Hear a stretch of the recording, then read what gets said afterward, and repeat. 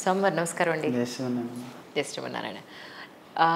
Interview start చేయడానికి ముందు శ్రీమన్నారాయణ అండి ఏదైనా ఒక చిన్న దీంతో మొదలు పెడదామని. తప్పకుండా చేయొచ్చు. ముందు ఏదైనా హరి ఓం అంటూ గురుభ్యో నమః అని ఆరంభిస్తాం. గురుస్మరణతో స్టార్ట్ చేద్దాం. తప్పకుండా. ఓం అస్మద్గురుభ్యో నమః. కాశ్యపాన్వయ సంజాతం నారాయణ పదాశ్రితం శ్రీమన్నారాయణం వందే యతీశ్వరశ్రియాజుషం. యో నిత్యమచ్యుతపదాంబుజ యుగ్మరుక్మ వ్యామోహతస్తదితరాణి తృణాయ మేనే. అస్మద్గురోర్భగవతోస్య దయైకసింధోః రామానుజస్య చరణౌ శరణం ప్రపద్యే. జై శ్రీ. ఇప్పుడు చిన్నజీ స్వామివారి చేతిలో ఉన్న దండానికి మీ చేతిలో ఉన్న దండానికి తేడా ఏమన్నా ఉందా అండి? దండం ఒకటి. అదే ఎవరి హైట్కి తగ్గట్టుగా వారిని ఏర్పాటు చేస్తుంటారు, కానీ దండం అయితే ఒకటి త్రిదండం అనే పిలుస్తారు. అంటే ఒకటి బయటకు ఉంది, మిగతావి లోపల ఉన్నాయి. సహజంగా 3 దండాల త్రిదండం అంటాము. 3 కలిసి ఉంటాయి. ఒకటి ఆచార్య దండం అంటారు. 3 తత్వాలకి ప్రతీక త్రిదండం. ఈ త్రిదండం అంటే ఈ రహస్యం తెలియాలి అంటే తెలియచెప్పే గురువు ఒకరు కావాలి కదా. అందువల్ల గురువు ఒక దండాన్ని ఇస్తారు. అది ఆచార్య దండం అంటారు. ఎంత విజ్ఞానాన్ని మనిషి ఆర్జించినా సొంతగా ఏమి ఆర్జించడానికి నీదేమి ఉండదు, నీకంటూ ఒక గురువు కావాలి. ఈ రోజుల్లో ఎవరైనా నా అంతటి నేనే అన్నీ సంపాదించాను అనుకుంటారు. అలా ఎవరూ సంపాదించలేదు కదా, ఎవరో ఒకరు బోధించాలి. కృష్ణుడంతటి వాడే సాందీపుని దగ్గర వెళ్ళి గురువు దగ్గర 64 రోజుల్లో 64 విద్యలు నేర్చుకున్నాడు, వేదాలతో సహా. అది ఎవరి వల్ల కాదు అంత నేర్చుకోవడం. అందువల్ల అంతటి వాడికి కూడా గురువు అనుగ్రహం కావాలి, గురువు ఉండాలి. అందువల్ల ఏ మనిషి అయినా తత్వాలు తెలుసుకోవాలంటే గురువు ఉండాలి కనుక ఆచార్య దండం అని ఒకటి ఇస్తారు. అది గురువు దండం అనమాట. అంటే మీరెందుకు సన్యాసాశ్రమం తీసుకున్నారు అంటే? నేను ఎందుకు తీసుకున్నాను అంటే ఒక్కొక్కరు ఒక్కో దాంట్లో ఉంటారు కదా. నేను ఎందుకు తీసుకోకూడదు అని కూడా ప్రశ్న వేసుకోవాలి. ఎందుకంటే నాకు చిన్నప్పటి నుంచి మామూలుగా నేను శివరామకృష్ణ క్షేత్రం అని విజయవాడలో తాతగారు వాళ్ళంతా ఆంజనేయ స్వామి ఆలయంలో అక్కడ ఉండేవారు. నాన్నగారు బయట ఉన్నా అక్కడ తాతగారి దగ్గర నాయనమ్మ గారి దగ్గర పెరిగాను. అప్పుడు 12వ ఏట ఖచ్చితంగా స్వామీజీ అక్కడికి వచ్చారు. వచ్చినప్పుడు వారు నాకు సమాశ్రయం ఇచ్చారు. అప్పుడే ఉపనయనమైంది. వైష్ణవుల్లో శంఖచక్రాలు తీసుకోవడం అనేది ఉంటుంది. ఆ శంఖచక్రాలు తీసుకున్నప్పుడు వారిని చూశాను. నాకు ఎందుకో తెలియదు, సహజంగా పిల్లలు ఎవరైనా గురువు ఎలా ఉంటారు అంటే వాళ్ళకి నచ్చిన వారిని చూస్తే ఇమిటేట్ చేస్తుంటారు కదా. ఇంట్లో అలాగే రాళ్ళు పెట్టుకుని పూజ చేస్తూ నేను మడి అంటాం కదా, అలాగే నేను కూడా కర్ర పట్టుకుని నేను స్వామీజీని అని అలా ఒక అనుకరణ చేశాను. అది అనుకోకుండా బాగా పడిపోయింది. వారిని చూసిన తర్వాత వారు చేసే ధార్మిక కార్యక్రమాలు కావచ్చు. ఇంకోటి ఏంటంటే గురువుగారిలో ఒక ఆకర్షణ ఉంటుంది. మిగతా స్వాములు కూడా గొప్పగానే ఉంటారు, కాదని కాదు. కానీ వారు పిల్లలతో ఎంత పెద్దవారైనా చిన్న పిల్లలతో కలవడం అనేది వారి దగ్గర చూసి నేర్చుకోవాలనిపిస్తుంది. మమ్మల్ని ప్రోత్సహించారు స్వామీజీ. ఇంకోటి ఏంటంటే చిన్నపిల్లలకి సహజంగా ఎవరైనా బహుమతి ఇస్తే ఆనందపడతారు. వారు మా ఆలయానికి వచ్చినప్పుడు మా తాతగారితో నేను గొడవ పడ్డా, నేను హారతి ఇస్తాను. ఒరే ఆయన పెద్ద ఆయనరా, గొప్పవారురా, చదువుకున్నవారురా, నువ్వు సరిగ్గా తప్పులు చదివితే బాగుండదురా అంటే, తప్పులు చదివితే దిద్దుతారు, దానికోసం చదవనంటే ఎలాగా అని నేనే హారతి ఇచ్చి స్వామివారి కొబ్బరి ఆంజనేయ స్వామి గుడిలో ప్రసాదం కొబ్బరి తమలపాకులు తీసుకుని క్షేమస్థైర్య ధైర్య విజయ అభయ ఆయురారోగ్య ఈశ్వర్య అభివృద్ధిరస్తు అన్న. నాకు తెలియదు కదా గుళ్ళో ఎలా అయితే చదువుతారో అలా చదివంటే పంతులు గట్టివాడే అన్నారు అని నాకు స్వామివారు ఒక 500 రూపాయలు ఇప్పించారు. ఆ రోజుల్లో 92లో 500 అంటే చాలా ఎక్కువ కదా. నాకు ఆశ్చర్యం, నాకు ఎవరు దక్షిణ ఇవ్వలేదు ఎప్పుడును. మొట్టమొదటి భిక్ష వారు నాకు ఇచ్చింది అది అనమాట. అంటే నాకు చాలా ఆనందం వేసింది. ఎంతోమంది స్వామీజీలు వచ్చేవారు కానీ సహజంగా చూసి వెళ్ళిపోతుండేవారు. అయితే నాకు అంత వెళ్ళి వాళ్ళకి హారతి ఇచ్చి దేవుడికి హారతి ఇచ్చి ఇవ్వాలి అని నాకు అనిపించలే. వారిని చూస్తే ఒక అట్రాక్షన్, ఒక ఆకర్షణ, తెలియని ఒక వారి మాట్లాడుతుంటే ఒక మంత్రముగ్ధత అన్నీ కలిగేవి. అందుకని స్వామీజీ చూసిన తర్వాత నాకు మనసులో అనిపించింది నేను కూడా అయితే ఇలా అవ్వాలి అని. స్వామీజీ అడిగారు కూడా నన్ను 10వ తరగతి అప్పుడు, మిగతా అప్పుడంతా వెళ్తూ ఉండేవాడిని. అప్పుడప్పుడు వెళ్తూ స్వామీజీ నేను సన్యాసిని అవుతాను, నాకు సన్యాసం ఇవ్వండి అని అడిగితే స్వామి ఎందుక పెళ్లి చేసుకుని హాయిగా తిరక్క ఎందుకు నీకు ఇవన్నీ అన్నారు. లేదండి నేను చేస్తా అంటే చేసి ఏం చేస్తావు అని అడిగారు. నేను మీలాగా అవుతా అంటే వెరీ గుడ్ అన్నారు. అంతే. ఆ తర్వాత అప్పటి నుంచి అలా వారి అనుగ్రహంతో దీక్ష లభించింది. అంటే చాలామందికి అనిపిస్తుంది అనుకున్న కళలన్నీ అందరికీ నెరవేరవు. నాకు ఒక కళ అనిపించింది ఇలా అవ్వాలని, కానీ నా కళను నెరవేర్చింది మాత్రం గురుగారే. ఎందుకంటే మనందరం మనం అవ్వాలి అనుకుంటే యావత్తు పోవచ్చు సన్యాసంలో. అందుకని వారి అనుగ్రహం ఉంది కనుక యావత్తు వారే గురువే కల్పిస్తారు కదా, అందుకని వారి అనుగ్రహం అది. అంటే భక్తి మార్గంలో వెళ్ళాలి అని అనుకుంటే సన్యాసాశ్రమం తీసుకోవాల్సిన అవసరం లేదు. అంటే గృహస్థ అయ్యండి కూడా భక్తి మార్గంలో వెళ్ళొచ్చు. మీ తల్లిదండ్రులకి ఎంతమంది సంతానం? అంటే మేము 5గురం, 3 ఆడపిల్లలు 2 మగపిల్లలు ఉన్నాము. అంటే పూర్వాశ్రమం స్మరించొద్దు, సరే అడిగారు కనుక. అవునండి అవునండి. 2 ఉన్నాం కనుక స్వామీజీ అప్పుడు ఇంటికి వచ్చినప్పుడు కూడా మా ఇంటి దగ్గరికి వచ్చారు ఒక ఆలయానికి. వచ్చినప్పుడు నేను అడిగాను, నాన్నగారు ఒప్పుకోవట్లేదు, అమ్మగారు ఒప్పుకున్నారు.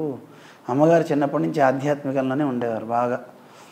వారు నిత్యం భగవద్గీత ఆరాధన చేస్తూనే అన్నం ఉండేవారు. నేను అనుకుంటుంటాం వారి ఆ వంట మహిమే అలా ఒక రకమైన భక్తి అవి రావడానికి కారణమేమో అనిపిస్తుంది. ఎంత భక్తి అనేది నాకు తెలియదు, కానీ మొత్తానికైతే కాస్త దేవుడు మంచి మార్గంలో వెళ్ళాలి ఇలాంటివన్నీ రావడానికి కారకమైతే అమ్మ చేతి వంట. ఆవిడ నిత్యం భగవంతుని నివేదన పెట్టకుండా ఎప్పుడు పెట్టేవారు కాదు. ఆవిడకి వచ్చిన స్తోత్రాలు పారాయణలు చేస్తూ వండుకునేవారు. కానీ 5గురం ఉన్నాం కదా, ఒకసారి స్వామీజీకి చెప్పాను. అప్పుడు నేను వచ్చి మాట్లాడతాను, ఎక్కడ మీ ఇల్లు అన్నారు. అప్పుడే శంకుస్థాపన అయింది, ఇల్లు కట్టుతున్నారు అనమాట. అప్పుడు స్వామీజీ వచ్చి కొబ్బరికాయ కొట్టి నాన్నగారితో చెప్పారనమాట, ఏమండి ఒక పిల్లలుంటే ఒక పిల్లవాడిని కన్నా కౌసల్య గొప్పది కాదు, 2 కన్నా సుమిత్ర గొప్పది తెలుసునా అన్నారు. దేనికండి అని అన్నారు.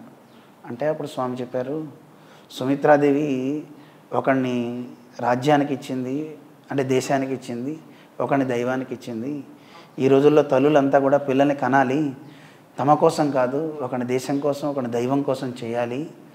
మరి అలాగా మీకు అదృష్టం 2 వచ్చారు కదా, వాడు చక్కగా మిమ్మల్ని చూసుకుంటాడు, వీడిని మాకు ఇచ్చేయండి, దైవానికి ఇవ్వండి అని స్వామి అన్నారు. అలాగా స్వామి ప్రేరేపించారు. అందువల్ల వారు మొదట్లో కొంత తండ్రి గారికి బాధ తప్ప తల్లిగారికి ఎప్పుడు బాధ లేదు. తల్లికి ఎప్పుడు మొదటి నుంచి ఆధ్యాత్మికం అంటే ఇష్టం.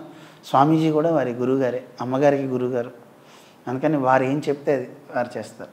కానీ అప్పుడు మీరు కాబట్టి మాట విన్నారు. ఇప్పుడు పిల్లలకి ఇదే చెప్పామనుకోండి, నువ్వు చెబితే నేను ఎందుకు చేయాలి, నాకంటూ కొన్ని కోరికలు ఉంటాయి కదా అని అంటారు. అంటే ఇంకొక మాట చెప్తానండి, పిల్లలకి మీద రుద్దకూడదు. పిల్లల అభిప్రాయం ఏదో తెలుసుకొని అది మంచిదైతే కనుక ప్రోత్సహించగలిగితే మంచిది కదా.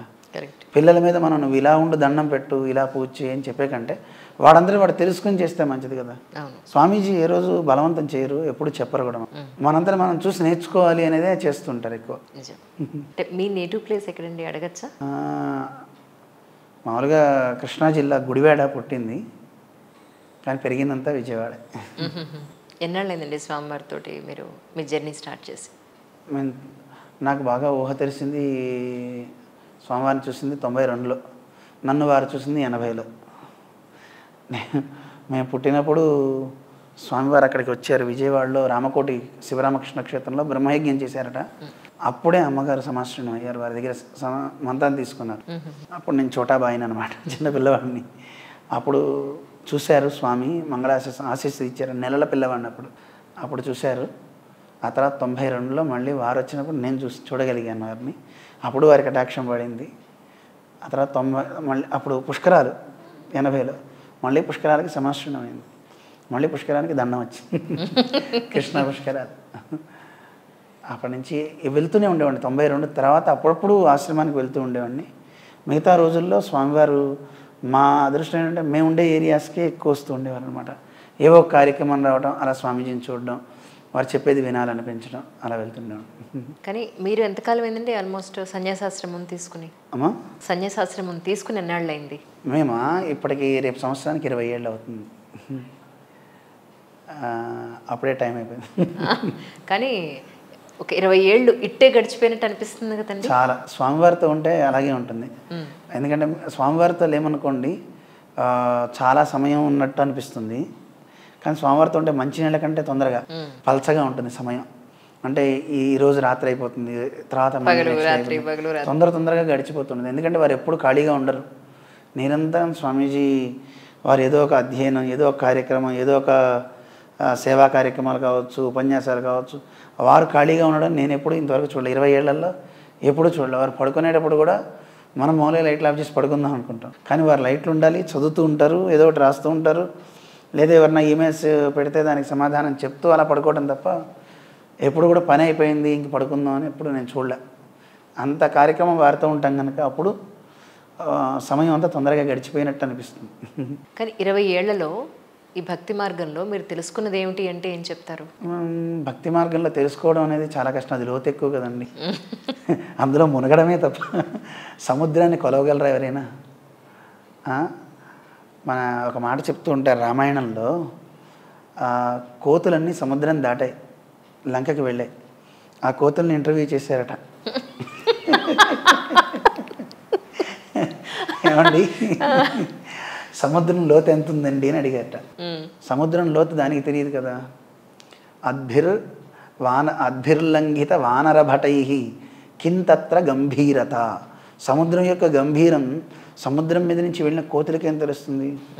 ఆ పాతాళ పీవరతను, పాతాళం దాకా మునిగి ఉన్నటువంటి మంథాచల మందర పర్వతం ఉంది, దానికి తెలుసును, దాన్ని అడగాలి అంటారు. అలాగే గురువుగారు ఇగో ఇది చేయరా, ఈ భక్తి మార్గంలో వెళ్ళు, ఇగో ఈ కార్యక్రమం చేయంటే చేస్తున్నాం. ఎంత వచ్చిందని వారు చూసుకోవాలి, సమాజం చూడాలి తప్ప నాకు ఇంత ఉందని నేను ఎలా చెప్తాను? ఎంత ఉన్నా ఇంకా కావాలి, ఎంతో రావాలి కదండి. మనకి భరద్వాజుడు అని ఒక మహర్షి పరమాత్మ గురించి, ఆయనకి ఆయుష్ అయిపోయిందని ఇంద్రుడు వచ్చి చెప్తాడు, నీకు సమయం అయిపోయిందయా, నువ్వు ఇంక వెళ్ళిపోవాలి అని, నాకు ఒక్క ఛాన్స్ ఇవ్వండి, ఇంకొక 100 ఏళ్ళు నేను తపస్సు చేస్తానన్నాడు. దేనికి ఏం సాధిస్తామంటే, నేను వేదాలన్నీ చదివేద్దాం అనుకుంటున్నాను, వేదం మొత్తం చదివిన తర్వాత నాకు ఒక్క పురుషాయుష్ ఇవ్వండి అన్నాడు. సరే పురుషాయుష్ ఇచ్చారు 100 ఏళ్ళు. ఆ పురుషాయుష్ 100 ఏళ్ళు ఇట్టే అయిపోయింది. మళ్ళీ ఆయన వచ్చేట, నీ 100 ఏళ్ళు అయిపోయిందయ్యా అని అంటే, అయ్యయ్యో ఇంకో చాలా కనపడుతుంది, ఈసారి నాకు 100 ఏళ్ళు ఇవ్వండి, అది మొత్తం చదివేస్తా అన్నాడు. అలా 3 పురుషాయుష్యులు తీసుకున్న తర్వాత బ్రహ్మగారు మళ్ళీ వచ్చారట. అందరూ వచ్చిన తర్వాత, సార్ అసలు ఎంత వేదం ఇంతవరకు అయింది, ఇంకా ఎంత ఉందో చూపించండి, నాకు ఎంత పురుషాయుష్ కావాలో అడుగుతా అన్నట్ట. 3 పర్వతాలు చూపించట ఆయన. 3 పర్వతాలు చూపిస్తే, అబ్బా ఇంత చదివానా, ఇంకెంత ఉంది అన్నాడు. ఇంత చదవలేదు, ఇంత విజ్ఞానం ఉంది, అందులోంచి ఒక్కొక్క ఆవగింజంత తీసి బయటపెట్టి 3 వేదాల్లో ఇంత మాత్రమే మీరు తీసుకున్నారు, ఇంతవరకు మీ పురుషాయుష్ ఇంతే అయింది అన్నట్ట. అయ్యో నారాయణ ఎప్పుడయ్యేదే. అందుకే వేదాలని అనంతావై వేదాహ అంటారు. వేదాలు అనంతం, ఇంత అని చెప్పడానికి వీలు కాదు.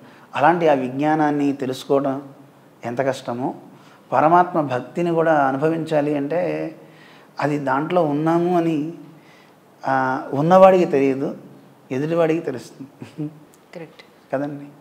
భక్తిలో మునిగాడు వాడు అంటే ఎదుటివాడు అంటాడము అతనికి ఎంత భక్తిరా, ఎప్పుడు నిరంతరం ధ్యానం చేస్తూనే ఉంటాడు, నిరంతరం భగవాన్ నామమే చెప్తూ ఉంటాడని ఎదుటివాడు అనాలి తప్ప, ఇగో నేను ఎంత చేస్తున్నానో తెలుసా, ఎంత భక్తి ఉందో తెలుసా అన్నాడంటే వాడంత మూర్ఖుడు ఇంకోడు ఉండడు అని అంటుంటారు పెద్దలు. అందుకే మీరు నాకు పరీక్ష పెట్టారు ఇప్పుడు. 20 ఏళ్లలో ఎంత భక్తిని ఆర్జించారు అంటే లవలేశం కూడా ఉండదు. అది ప్రయత్నం సాగిస్తున్నా. భక్తి అంటే ప్రేమ కదండి. నాకు నిజానికి భగవంతుడిని వదలలేని ప్రేమ కావాలి కదా, దాన్నే కదా భక్తి అంటారు. మనకు లౌకికమైన విషయాల మీద బాగా ఉంటుంది. ఈ వస్తువు లేకపోయినా, ఈ వ్యక్తి లేకపోయినా నేను ఉండలేను అనే అభినవేశం అనుకుంటుంది. ఒక నచ్చిన వ్యక్తితో మాట్లాడలేకపోతే ఉండలేము. అలాంటి భావన దేవుడి దగ్గర నాకు ఉందా అని ప్రశ్న వేసుకుంటే అప్పుడు నాకు భక్తి ఉందా లేదా అనేది తెలుస్తుంది. నిరంతరం నేను భగవంతుని ధ్యానంలోనూ లేదు ఆ భగవంతుని మాటలు చెప్పడంలోనూ నా ఆసక్తి బాగా పెరుగుతూ ఉండాలి. అలా పెరుగుతూ ఉంటే అప్పుడు ఎదుటివాడంతా అంటా మా గురుగారు గొప్ప భక్తుడురా అంట. అది పెంచాలని కదా మన భక్తులు కోరేది కూడా, మన ఆచార్యులు కోరేది కూడా అదే. రామానుజుల వారు భగవంతుని అదే కోరతారు, షేముషి భక్తి రూప, నాకు భక్తి నీవు. ఎలాంటి భక్తి అంటే భక్తి రూపాపన్నమైన జ్ఞానాన్ని నాకు ఇవ్వు అని అడుగుతారు.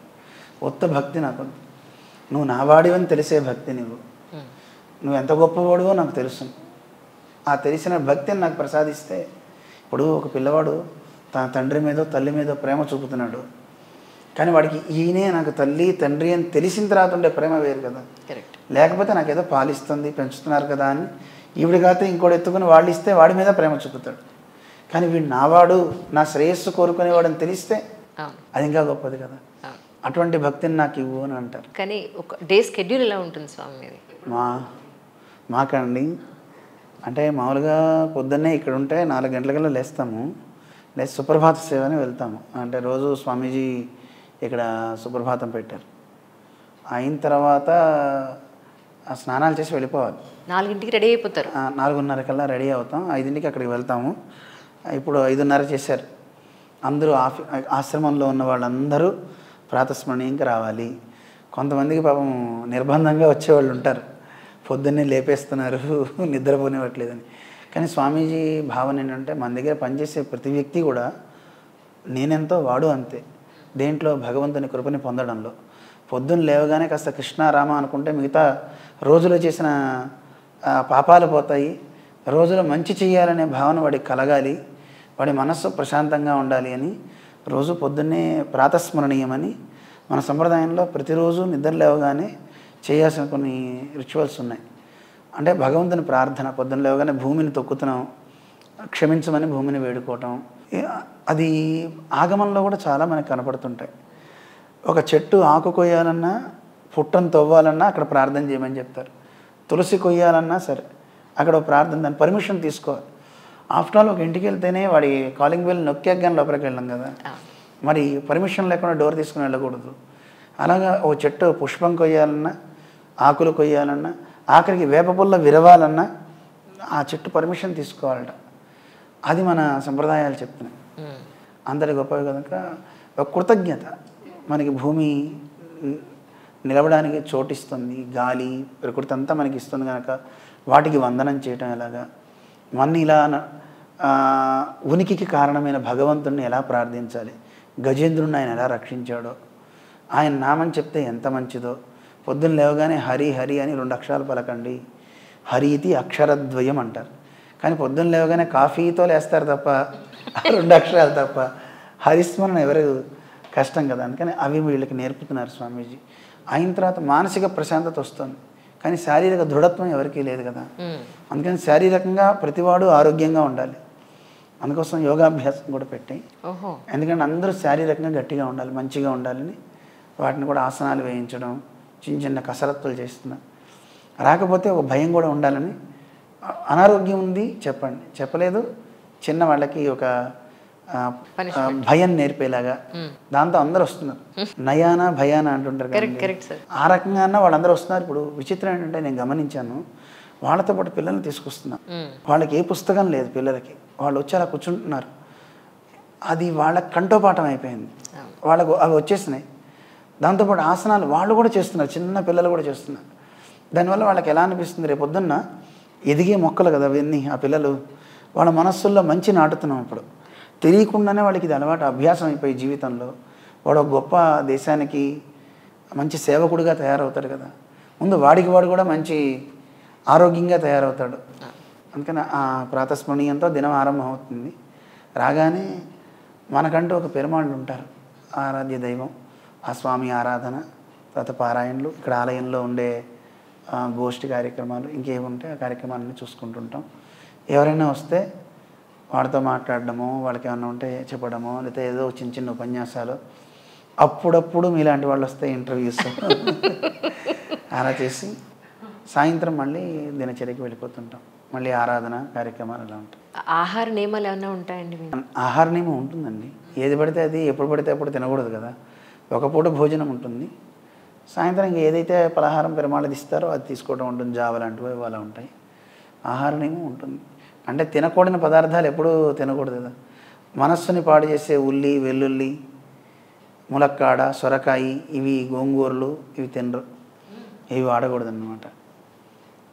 అలాగే ఆహార నియమం ఉంటుంది. Right right. కానీ నిజానికి యూత్ అనే ఎంగేజ్లో ఉన్న వాళ్ళకి ఎడ్యుకేషన్ అయిన తర్వాత ఒక ఉద్యోగం అనో, కొంత ఆస్తి సంపాదించుకోవడం అనో, సొసైటీలో కొంత గౌరవ మర్యాదలను, పెళ్ళను, పిల్లలను, ఇలా ఏదో ఉంటుంది కదా. మీకు అవి ఏమీ లేవా నిజంగా సన్యాసాశ్రమం తీసుకునేటప్పటికి? అన్నీ ఉంటాయండి. సంపాదన అంటేనేమో జ్ఞానమే సంపాదన కదా. భగవంతుడు చెప్తే, ఇప్పుడు నహి జ్ఞానేన సదృశం పవిత్రం హే విద్యతే అంటాడు గీతలో స్వామి. నిజమైన సంపద ఏది అంటే జ్ఞానమే కదా. అపారమైన జ్ఞానాన్ని సంపాదిస్తే వాళ్ళు డబ్బు సంపాదించిన వాడికంటే గొప్పవాడే. ఇప్పుడు డబ్బు సంపాదిస్తే ఖర్చు పెడితే పోతుంది, కానీ అది నేను విద్య సంపాదించా, ఆ విద్యను ఎంతమందికి పంచినా నా విద్య పెరుగుతుందే తప్ప తరగదు కదా. క్షయే కృతే వర్ధత ఏవ విద్య, ఖర్చు పెట్టే కొద్దీ పెరిగేది మా డబ్బు. అందుకని దీని జ్ఞానాన్నే సముపార్జించేయమన్నారు. సంతానం అంటారా, సంతానం కూడా ఉంటుంది. ఎవరు? శిష్యులే సంతానం. ఒకసారి మా జీఆర్ స్వామి వారిని అడిగారు, అమెరికాలో పిల్లలు ఉంటారు కదా, వాళ్ళకి తెలియదు. ఒక ఆయన అడిగారట, వాళ్ళకి స్వామీజీ అని కూడా తెలియదు. మొదట్లో వెళ్ళినప్పుడు అంకుల్ ఆంటీ ఏరి అని అడిగారట.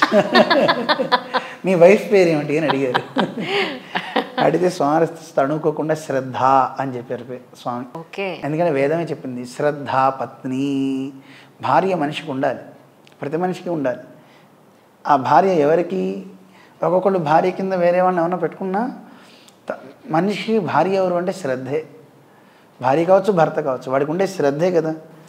దీక్షా పత్ని, శ్రద్ధా పత్ని అని చెప్తుంటారు. ఇప్పుడు ఇంకోటి కూడా, వినాయకుడికి 2 భార్యలు ఉన్నారు కదా, 2 భార్యలు కూడా ఉండాలి. ఎవరెవరు? వినాయకుడి భార్య. మనిషికి బుద్ధి ఉంటే సిద్ధి కలుగుతుంది. బుద్ధి లేని వాళ్ళు పొద్దున్న లేస్తే చాలా మంది కనబడుతూ ఉంటారు కదండి. నిజంగా అందుకని సిద్ధి ఉన్నవాడికి బుద్ధి కలుగుతుంది, బుద్ధి ఉంటే సిద్ధి కలుగుతుంది. అందుకని ప్రతి మనిషికి ఈ 2 ఉండాలి. ఇంకోటి కూడా చెప్తారు, ఒక కవి చాలా అందంగా చెప్తాడు. ఆ కవి పాపం అతనికి వివాహం కాల, ఎవరు పెళ్లి చేసుకోవాలి, డబ్బు లేదని. ఆయన సన్యాసి అనుకోండి, మీకు ఎంతమంది అని భార్యలని అడిగారట. 2 అని చెప్పారట. ఓర్ని నీకు తినటానికి తిండి లేదు, 2 భార్యలు ఎందుకురా అన్నట్ట. ఎవరా 2 అన్నట్ట.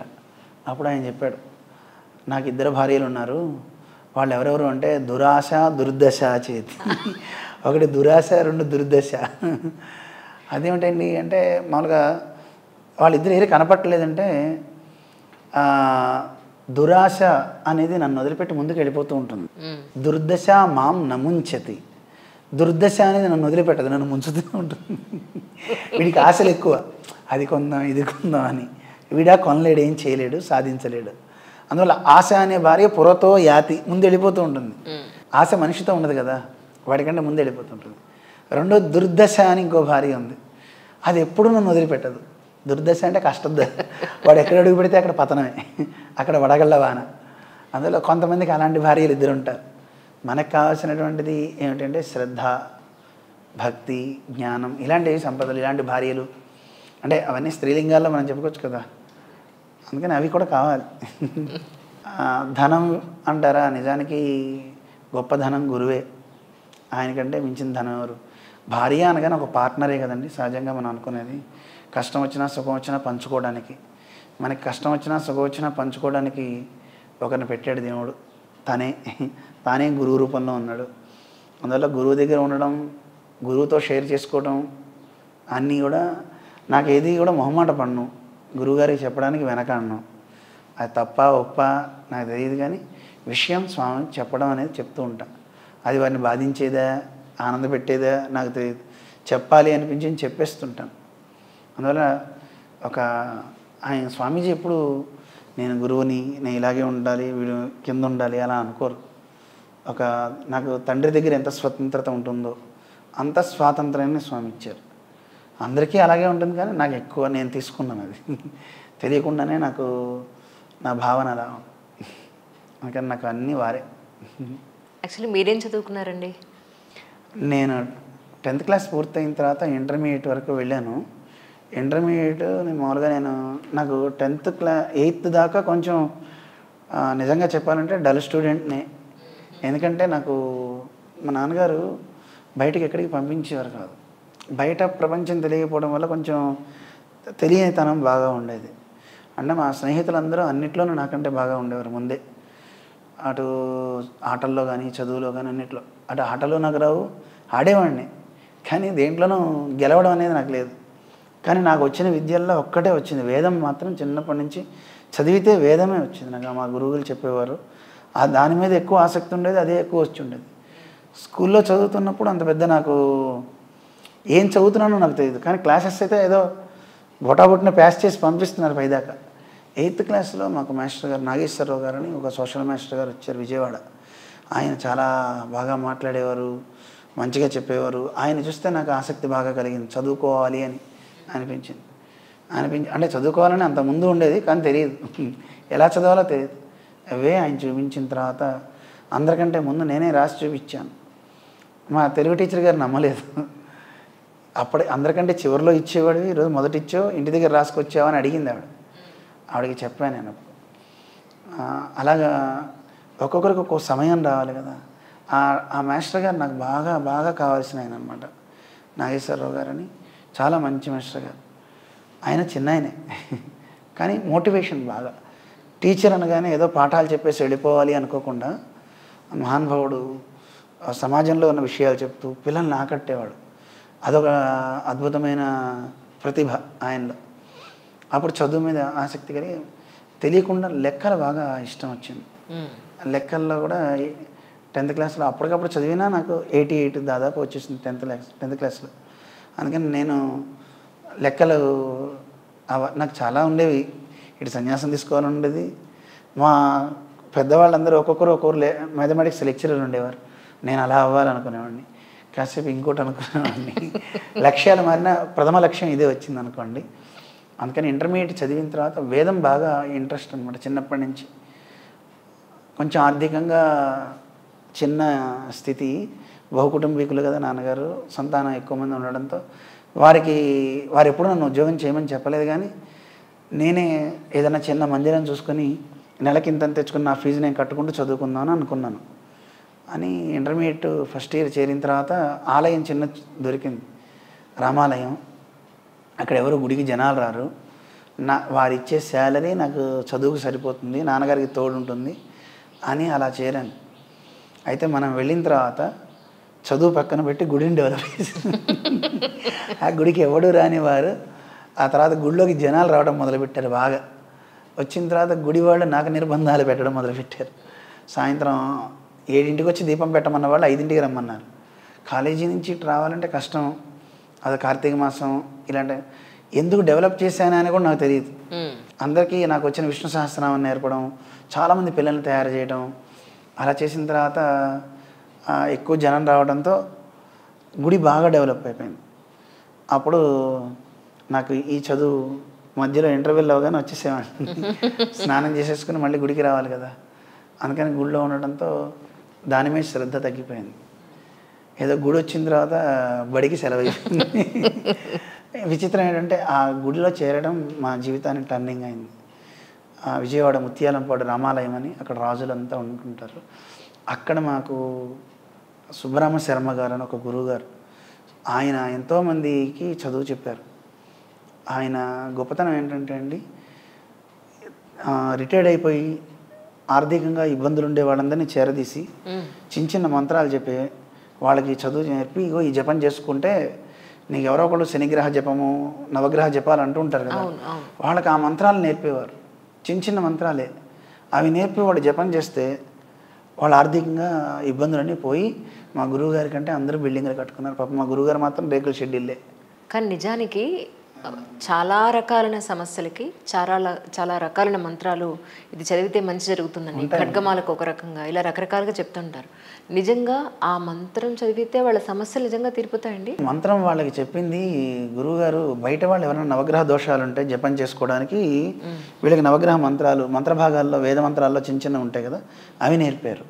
అవి నేర్పి నిజంగా మంత్రం అనేది చాలా గొప్పదండి. మంత్రము అంటే మననాత్ త్రాయతేతి మంత్ర అంటారు. మననం చేసిన వాడిని రక్షించేది మంత్రం. అయితే మంత్రం జపం చేస్తే అన్నీ సృష్టించవు, వాటంతా అవి రావు. కరెక్ట్. మంత్రం చేయటం వల్ల మరి ఎలా సాధించుకుంటాము అంటే, సాధించుకునే ఎబిలిటీ మంత్రం ఇస్తుంది మనకి కదండి.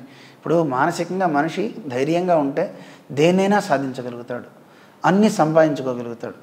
అందువల్ల ఆ మనస్సుకి ఆ దృఢత్వాన్ని, ధైర్యాన్ని మంత్రం ఇస్తుంది. అందుకని మంత్రం మీరు అన్నట్టు అది వాడికి పనిచేయాలి, ఫలించాలి అంటే వీడి దాని మీద విశ్వాసంతో చేయాలి. మంత్రం పనిచేయాలన్న ఊరికి పనిచేయదు.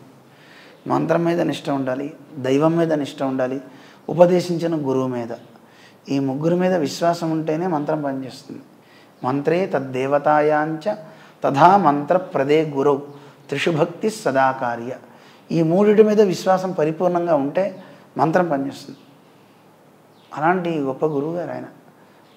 అందరికీ జీవనోపాధి చేసి అందరూ బాగుపడడానికి ఇది చేశారు. వారే మా ఆలయానికి వచ్చి నాకు పాఠం చెప్పారు అనమాట. అటు వెళ్తూ వెళ్తూ అది మధ్యలో ఉండేది, నా దగ్గర ఆగి చెప్పారు. నేను ఒక రకంగా అదృష్టవంతుని అనుకుంటుంటాను. ఎందుకంటే నేను గురువు దగ్గరికి వెళ్ళాలి నిజానికి ఆయన దగ్గరికి, కానీ గుడి ఉంది కదా రాలేవులే నేనే వస్తా అని చెప్పి వచ్చారు. వచ్చి ఆయన అనుగ్రహాన్ని ఇచ్చారు. గంగ దగ్గరికి మనం వెళ్ళలే కదాము, గంగే వచ్చి మన మీద పడితే ఎలా ఉంటుందో అలా అయింది. ఆ పరిస్థితి ఆ చిన్న వయసు అయినా తెలియకుండా వారు రావడం, తర్వాత కొంచెం వయసు అయిన తర్వాత మేమే వెళ్ళి వారి దగ్గర నేర్చుకున్నాం. అలా వారు నేర్పారు.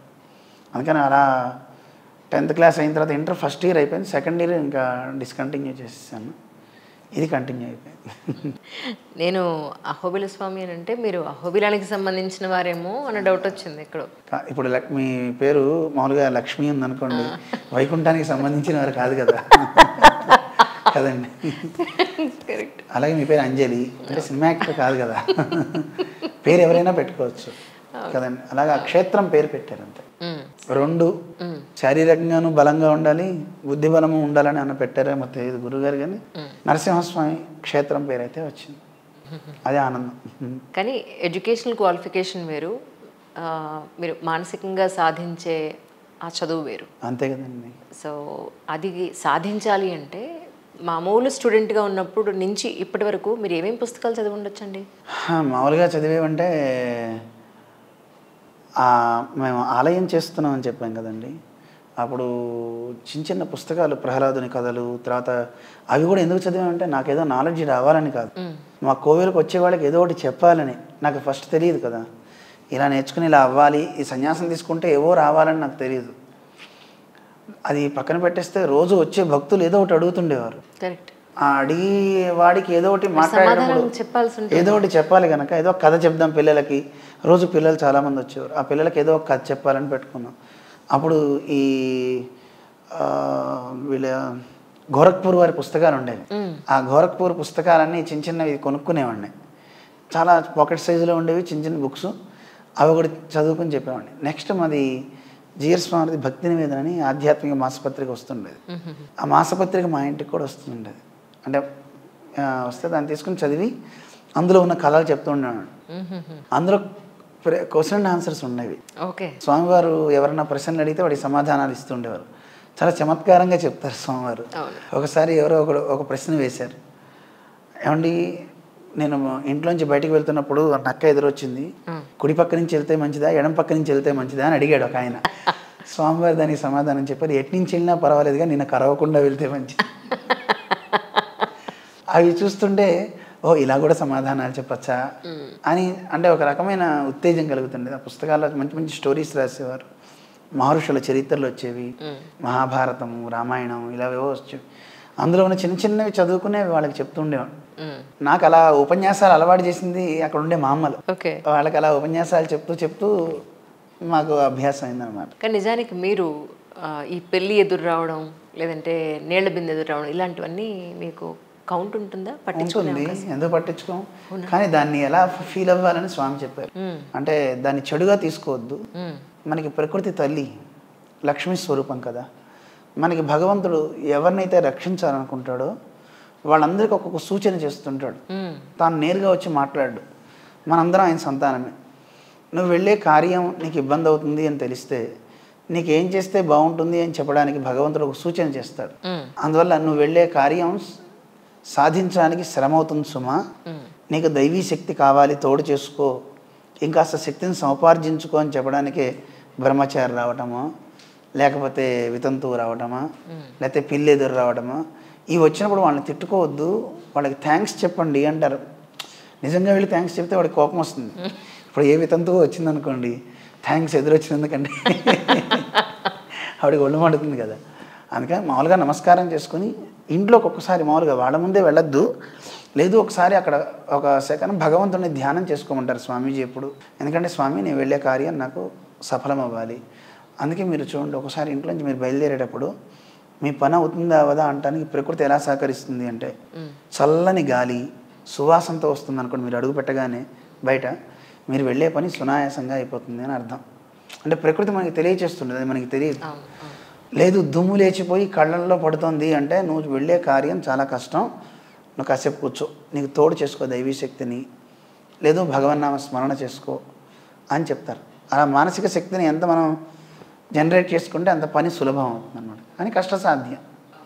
అని చెప్పడానికి అనమాట. అంటే వాళ్ళని తిట్టుకోకూడదు, వాళ్ళని తిట్టకూడదు. కానీ జరగబోయేది కొన్ని కళల రూపంలో మనకి కొన్ని సిమ్టమ్స్ తెలుస్తూ ఉంటాయి. ఫర్ ఎగ్జాంపుల్ మా బామ్మగారు చెప్తూ ఉండారు, మా కళలో ఇది వస్తే మీకు డబ్బు వస్తుందని, ఈ కళ వస్తే పెళ్ళి అవుతుందని ఇలా చెప్తూ ఉండారు. నిజానికి కూడా అలాగే అయ్యేది. సో మీకు ఎప్పుడైనా అనిపించిందండి నిజమే ఇది కరెక్టే అని? కరెక్ట్గానండి. కొన్ని చెప్పామనుకోండి కళలు, ఆ రాత్రి ఊహిస్తూ అదే పడుకుంటారు అందరూ. ఆ ప్రమాదం కూడా ఉంటుంది. కళల్లో కొన్ని సూచనలు అయితే అవుతూ ఉంటాయి, అది పగటి కళలు కాకూడదు, రాత్రి కళే అవ్వాలి. అయితే ఇంకోటి కూడా, కళలో కోతి కనపడకూడదు. ఇంకా కొన్ని చెప్పారు. ఇప్పుడు మనం చెప్పామనుకోండి, ప్రేక్షకులంతా ఏం చేస్తారంటే ఆ రోజు రాత్రి అలా పడుకుని అదే ఆలోచిస్తూ పడుకుని, ఈ కళ నాకు వచ్చింది కనుక ఇప్పుడు దీనికి పంతులు గారిని వెళ్ళి అడుగుతారు. అడిగితే అప్పుడు అక్కడి నుంచే ఏ యజ్ఞమో అంటారు, వాడు అప్పు చేసి మళ్ళీ డబ్బులు కట్టాలి. అందుకని ఆ ప్రశ్న మనం దాటించడం మంచిది. కానీ చిన్న మాట అయితే ఏంటంటే, కళలో కొన్ని సూచనలు అయితే అవుతుంటాయి.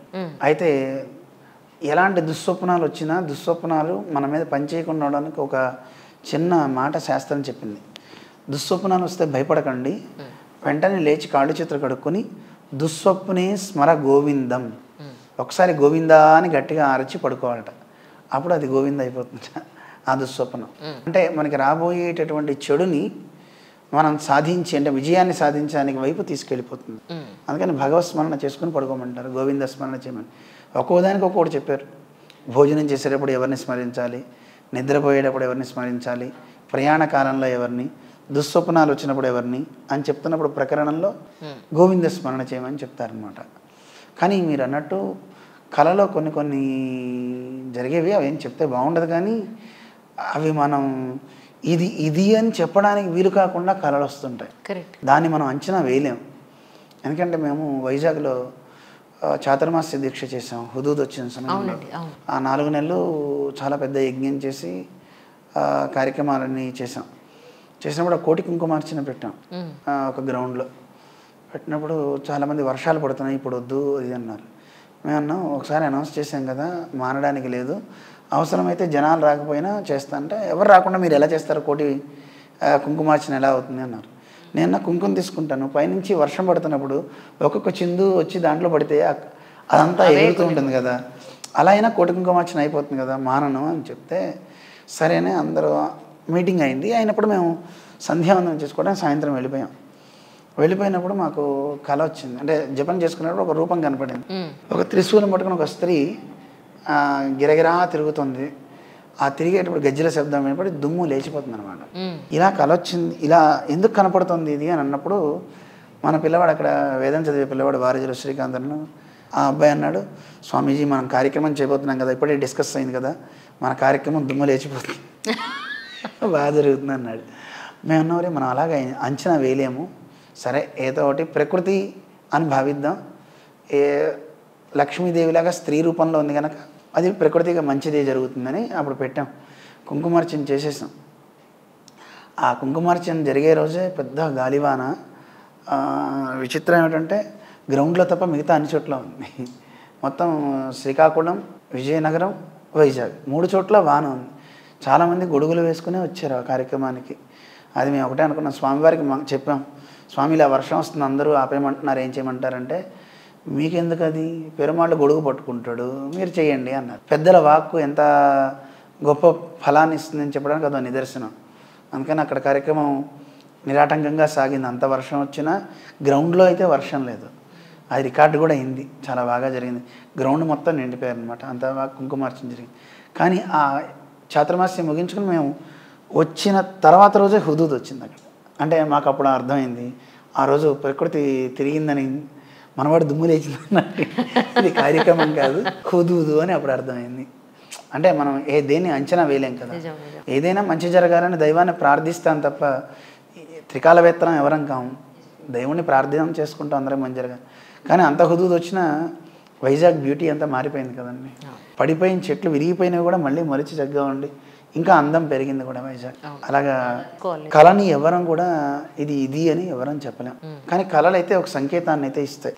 అయితే అది మంచిని త్రోవలోకి తీసుకెళ్ళడానికి కావాల్సిన శక్తిని మనైతే దైవాన్ని ప్రార్థన చేయాలి. జనరల్గా యాజ్ అ జర్నలిస్ట్గా లేకపోతే జనరల్ పబ్లిక్ ఎవరైనా సరే వాళ్ళు ఏదైనా లాంగ్ జర్నీ చేస్తున్నప్పుడు ఆ కార్లోనో లేకపోతే వాళ్ళ ఇయర్ ఫోన్లోనో ఏదో ఒక పాటలు ప్లే చేసుకుంటూ వెళ్తూ ఉంటారు. డ్రైవింగ్లో ఉన్నప్పుడు కూర్చున్నప్పుడు ఎప్పుడప్పుడు ఉన్నప్పుడు వచ్చిన పాటే మళ్ళీ వస్తే బోర్గా ఉంటుంది, మార్చేస్తూ ఉంటారు లాంగ్ జర్నీలో. కానీ మీకు పొద్దున్న లేస్తే ఒకటే స్మరణ, ఒకటే బొట్టు, ఒకటే ఆహార్యం, ఒకటే పూజ.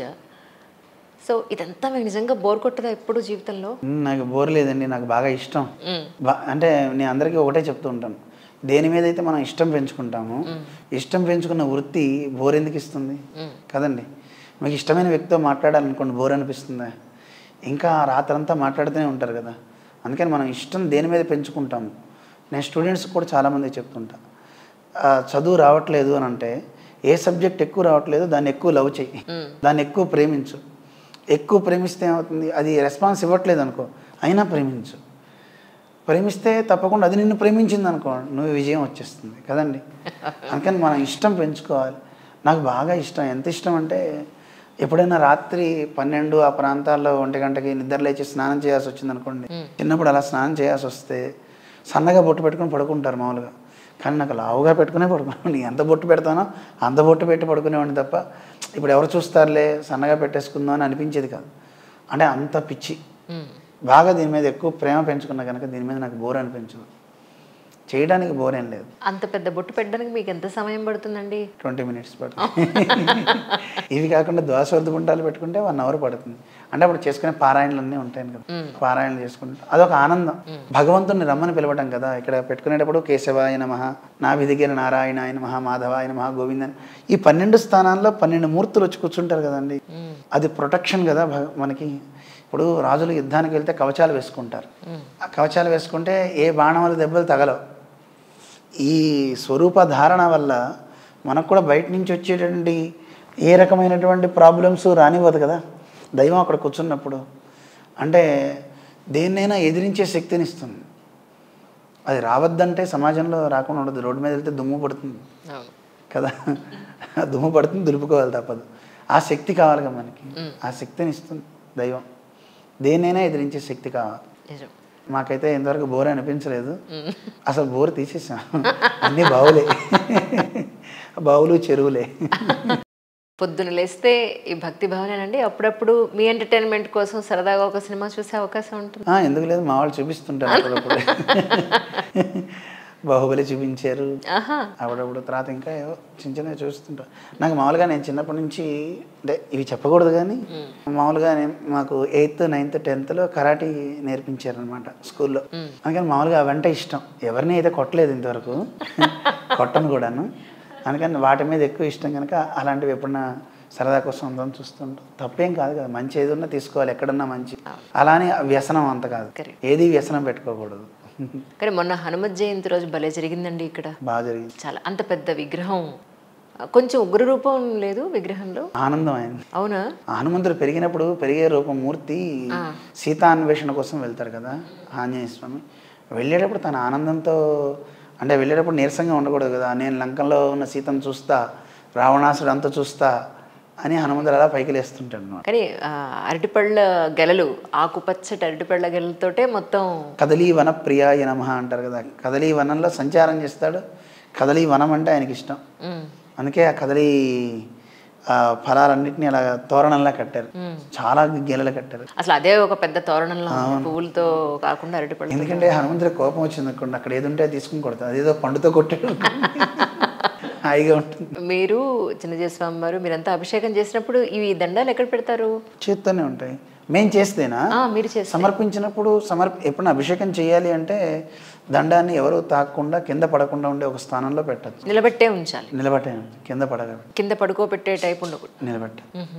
అంటే అది సేఫ్ జోన్ అయితే పెట్టుకోవచ్చు. ఎక్కడైనా ఎవరు తాకరు. ఒక కారు ఉంది అనుకోండి, ఇప్పుడు ఎయిర్పోర్ట్లో ఫ్లైట్లో వెళ్తాం అనుకోండి, మాకంటే ఒక కాన ఉంటుంది కదా, దాంట్లో పైన పెట్టేసుకుంటాం, అలా పెట్టుకోవచ్చు. కానీ మీలాంటి వారికి కూడా ఒక రిటైర్మెంట్ అనేది ఉంటుందండి. రిటైర్డ్ అంటే ఏమిటి అని అడుగుతారు స్వామివారు ఎప్పుడు.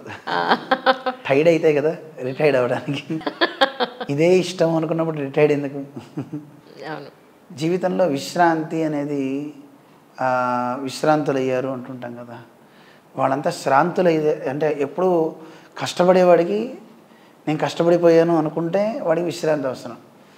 ఇది కష్టం కాదు కదా, ఇష్టం కదా. ఇష్టపడేవాడికి విశ్రాంతి ఎందుకు కదా. విశ్రాంతి వాడు ఎప్పుడు తీసుకోడు. సహజంగా మాకు అనిపిస్తుంటుందండి, మాకు చాలామందిని చూశాను 60 ఏళ్ళు వచ్చాక రిటైర్డ్ అయిపోయాను అనుకున్న తర్వాతే వాళ్ళ దగ్గరికి అన్ని రోగాలు వస్తున్నాయి. అంటే నేను పెద్దవాడిని అయిపోయాననే ఫీలింగ్ బాగా వాళ్ళల్లో చోటు చేసుకుంటాను. నిజానికి అది కనుక రాకుండా ఉంటే వాడు పని చేసుకునే వాళ్ళని చాలామంది చూస్తాం, వాళ్ళు అస్సలు వయస్సు కనపడదు వాళ్ళది. మన గురుగారినే తీసుకోండి, వారు దూకినట్టు ఎవరు మనం కూడా పరిగెత్తున్నాం. అంత ఇదిగా ఉంటారు, అంత ఉత్సాహం, అంత అప్పుడు యోగాసనాలు కానీ ఏవైనా ఎంత పర్ఫెక్ట్గా ఉంటారు. అందుకే వారు ఎప్పుడు ఆ పేరులో చిన్న ఉంది, వారు ఎప్పుడు చిన్నగానే ఉంటారు. అంటే ఆ ఉత్సాహం అవన్నీ వారిని చూసి మనం నేర్చుకోవాలి, సమాజం యువత నేర్చుకోవాలి. అలాంటి స్ఫూర్తి చాలా బాగుంటుంది వారిది స్వామి. అందుకని మామూలుగా స్వామి ఎప్పుడు అంటారు, రిటైర్మెంట్ 60 ఏళ్ళ ఫంక్షన్ అయినప్పుడు స్వామివారికి ఒక పడక కుర్చీ తెచ్చిచ్చారు. మామూలుగా అందులో కూర్చున్నాను, స్వామివారి దాంట్లో బుక్స్ పెట్టారు. మాకు వద్దు ఆ చైర్లు అంటారు, ఇప్పటికీ కిందే కూర్చుంటారు, చక్కగా చేస్తారు. అందుకని రిటైర్డ్ అనేది ఎవరికి అవసరం కాదు. తిరగలేక కాళ్ళు చేతులు పడిపోతే అప్పుడు వేరు, అది రిటైర్మెంట్. నిజంగా ఉన్నంతవరకు, ప్రాణం ఉన్నంతవరకు దేవుడు చేస్తూనే ఉండాలి, అలా చెప్తూనే ఉండాలి. మీకు అయోధ్య రామ మందిరాన్ని చూసుంటారు, ఒక కళ్ళు లేని స్వామీజీ. ఆయన ఇప్పటికీ ఆయన అలా ఉన్నప్పటికీ కూడా ఆయన ఎన్ని ప్రచారం చేస్తున్నారు, ఎంత ఉపన్యాసాలు చెప్తున్నారు. అన్నీ ఉండి మనం ఇంకా రిటైర్డ్ ఏమిటండి, ఎంత చెప్పాలి, ఎంత చేయాలి. మీరు వెళ్ళారండి అయోధ్య, వెళ్ళే చూసి వచ్చారు? వెళ్ళలేదండి, ఆ సమయంలో స్వామీజీ వెళ్ళినప్పుడు ఇక్కడ ఉండాల్సి వచ్చింది. ఇక్కడ ఉన్నాం. స్వామీజీ వెళ్ళారు, శ్రీరామనవమి అక్కడ బాలరాముని ప్రతిష్ఠ జరిగే రోజు ఇక్కడ మన దగ్గర 108 దివ్య దేశాల్లో కూడా అయోధ్య రాముడు ఉన్నాడు కదా, ఈ అయోధ్య రాముడికి కళ్యాణం చేశాం. అక్కడ అయోధ్యలో రాముడు ఒక్కడే కదా. నిజానికి రాముడు ఒక్కడే ఉండడం నాకైతే ఇష్టం లేదు. సీతాదేవి లేకుండా ఒకటి, లక్ష్మణుడు లేకుండా, అసలు మెయిన్ సీత లేకుండా అన్న ఉంటాడు, లక్ష్మణుడు లేకుండా ఒక సెకండ్ ఉండడు. ముష్టమన్న ఉపానీత నశ్నామి నచితం వినా. లక్ష్మణస్వామి లేకుండా లడ్డు కానీ లేకపోతే ఏ మంచి పదార్థం తెచ్చినా తిండు. నాకు మోడీ గారు వీళ్ళు కనపడితే చెప్పాలని ఉంది. చిన్న వాళ్ళకి చెప్పాను నేను, ఎందుకంటే ఓ చిన్న లక్ష్మణస్వామి ఆదిశేషుడు గనక పైన ఒక పడగ పెట్టండి, అలాగే సీతాదేవి పక్కనే ఉండక్కర్ల మెళ్ళో ఒక లక్ష్మీ లాకెట్ వేయండి. వెంకటేశ్వర స్వామి కూడా లేరు, రామానుజులు వేశారు. వక్షస్థానంలో ద్విభుజ వ్యూహలక్ష్మీ స్యాత్, 2 భుజాలు కలిగిన లక్ష్మీదేవి వేసిన తర్వాతే ఐశ్వర్యం ఆయనకి పెరిగింది అక్కడ అంటారు. అంటే అమ్మవారు ఉంటే కదా ఆయన ప్రసన్నుడు అయ్యేది. అమ్మ అంటే దయ కదా, దయ ఉంటేనే అందరినీ రక్షిస్తాడు. ఎప్పుడైతే ఆ దయ కలవాడయ్యాడో జనాలు పెరగడం ఆరంభించారు. నిజమైన సంపద హుండీలో వేసే డబ్బు కాదు, ఎన్ని లక్షల మంది భక్తులు వస్తే అది నిజమైన సంపద. దేవుడికి అదే కదా కావాల్సింది. అందుకని మేము అయోధ్యలో కూడా మా జిఎస్ స్వామి దగ్గర ప్రార్థన చేశా, స్వామివారు ఒకసారి వాళ్ళు చేయకపోతే మనమన్నా చేసి అమ్మని పెడదాం, రాముడి మెడలో ఆదిశేషుని కూడా పెడదాం అంటే ఇలా అన్నారు. వారి ఆజ్ఞ, పెరుమాళ్ళ అనుగ్రహం. కానీ ఎప్పుడన్నా కనపడితే మాత్రం చెప్పాలని అయితే ఉంది. వాళ్ళ నాయకులందరికీ అయితే చెప్పాం. మాకు అనిపిస్తుంది అయ్యో అదే ఒక్కటి లోపం ఉందే, అది కూడా చేస్తే. అయితే వీళ్ళు పై అంతస్తులో ఇంకోటి పెడతామని అన్నారు, కానీ వాళ్ళకి ఎవరో ఒకళ్ళు చెప్పేవాళ్ళు ముందుంటే పని అవుతుంది, అవ్వాలి. మాకు తెలియదు మొదట్లో రాముడు సీత లక్ష్మణుడు ఉంటారేమో ముగ్గురు అనుకున్నాం, కానీ ఏదో ఒక మంచి పని అయితే రాముడు రావడం అయితే అదే ఒక శుభకార్యం, లోకానికి మంగళప్రదం. కానీ రాముడికి అసంతృప్తి లేకుండా తమ్ముడు ఉంటే హాయిగా ఉంటాడు. ఎందుకంటే రామాయణం చదివి ఉంటారు మీరు. అయితే మన రామాయణంలో లేదు, కానీ తులసి రామాయణం ఇలాంటి వాటిల్లో రామచంద్రుడు పడుకోలేదు, ఏడుస్తూ ఉన్నట్టు ఉయ్యాలలో. అటు లక్ష్మణస్వామి కూడా ఏడుస్తున్నట్టు. సుమిత్రాదేవి దగ్గరికి కౌసల్య రాముడిని ఒళ్ళో వేసుకుని బయలుదేరిందట. ఎందుకు అంటే, నాకు ఒక్క పిల్లవాడు ఏడుస్తుంటేనే తట్టుకోలేకపోతున్నా, సుమిత్రకి 2 పిల్లలు కదా, ఆవిడ ఏం ఉపాయం చేసి ఇద్దరిని పడుకోబెడుతుందో వెళ్ళి చూద్దామని వెళ్ళిందట. ఈ లోపల ఈవిడేం చేసిందట, సుమిత్ర లక్ష్మణుని వేసుకుని భరతుడు బాగానే పడుకుంటున్నాడు, వీడు ఎందుకు ఏడుస్తున్నాడో అర్థం కావట్లేదు, లక్ష్మణుడు అక్కయ్య దగ్గరికి తీసుకెళ్దాం, అక్కయ్య ఎక్స్పీరియన్స్ కదా అని ఈవిడ తీసుకెళ్ళాడు. ఇద్దరు దగ్గరికి రాగానే ఇద్దరు ఏడు బాబేశారట. ఎందుకు వచ్చారో మర్చిపోయి ఇద్దరు మళ్ళీ వెనక్కి తిరిగారట. తిరిగిన తర్వాత మళ్ళీ ఏడుపు ఇద్దరిది స్టార్ట్ అయింది అంటుంటారు. ఆఖరికి మళ్ళీ తిరిగి అసలు గుర్తొచ్చిందని మళ్ళీ వచ్చారు. అప్పుడు వశిష్ఠుడు వచ్చి, అమ్మ వీళ్ళిద్దరిని విడదీకండి, రాముడేమో నిద్రపోవట్ల, లక్ష్మణుడేమో ఏడుస్తూ ఉన్నాడు. ఎందుకంటే పక్కన ఒక చోట పెట్టారు, పడుకునే ఆయన ఒక చోట పెట్టారు. ఆయనకి బెడ్ ఆదిశేషుడు కదా, ఆదిశేషుడు పక్కన లేకపోతే నిద్ర ఎలా వస్తుంది? లక్ష్మణస్వామి ఉండాలి కదా, అందుకని లక్ష్మణస్వామి ఎప్పుడు పక్కన ఉండాలి, సీతమ్మ పక్కన ఉండాలి. ఆవిడ లేకుండా రాముడు ఒక క్షణం కూడా ఉండలేనని చెప్పాడు కదా, నజీవేయం క్షణమపి అంటాడు. సీతమ్మ లేకపోతే క్షణం కూడా బతకను అన్నాడు. కానీ లక్ష్మణుడు లేకపోతే ఒక్క సెకండ్ కూడా లేడు, వెళ్ళిపోయాడు సరయూ నదిలోకి. అందుకని లక్ష్మణస్వామిని పెట్టాలి. మీ ద్వారా చెప్పేసాను, మీడియాకి చెప్పలేదు ఇంతవరకు. మామూలుగా నాయకులు ఎవరో వస్తే చెప్పే సందర్భంలో వచ్చేసింది, చేస్తే బాగుండు. నిజంగా మీతో కాన్వర్జేషన్ ఎన్నో తెలియని విషయాలు ప్రజలందరికీ మాకు కూడా తెలియజెప్పడం చాలా సంతోషంగా ఉంది. నేను అరగంట అన్నాను, బట్ 45 నిమిషాలు దాటింది, క్షమించాలి ఎక్కువ టైం తీసుకుంటే. ఎందుకంటే నా నెక్స్ట్ చేసేవారు కూడా ఉన్నారు కాబట్టి ఇక నేను విరామం తీసుకోవాల్సి వస్తుంది. మరొక్కసారి మీరు అవకాశం ఇవ్వాలని మనస్ఫూర్తిగా కోరుకుంటున్నాను. నిజంగా మీరు రాముని తీసుకువెళ్తున్నారు, సీతను కూడా తీసుకుని లక్ష్మణస్వామిని కూడా తీసుకెళ్ళండి. తప్పకుండా. మీ రామ ఉన్నారు కదా. థ్యాంక్ యూ అండి, చాలా సంతోషం. నమస్కారం అండి.